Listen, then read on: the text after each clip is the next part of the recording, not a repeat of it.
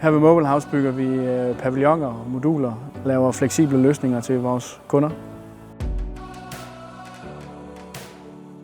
Fra vi skærer det første stykke tømmer op, til modulet kører ud af porten, går der cirka 14 dage. Vi bygger omkring 200 moduler om året.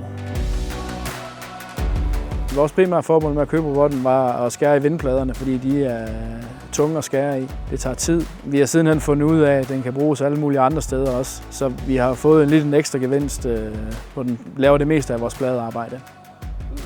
Hos os skærer kobotten i 5 forskellige materialer. Gulvspånd, krydsfiner, windpanel, rockpanel og indimellem troldtægt. Vi har dage, hvor vores robot den kører i 10 timer, altså uafbrudt hele dagen, hele arbejdsdagen. Som jeg ser det, så hver dag den kører, eller hver time den kører, der sparer vi noget tid inde i montagetiden, inde i hallen.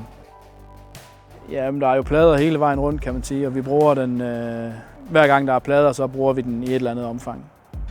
De plader, der ligger her, det er skåret op til gavlene. Det er vores vindplader, der er lidt tunge at skære i ellers. Herover har vi noget krydsfiner liggende, der bliver brugt indvendigt rundt omkring ventilationen, og det er især der, hvor den hjælper os meget i forhold til, at der er mange snit i sådan en plade her. Den er både skåret i længde, i bredde, og så er der altså lavet, 4 snit per hul.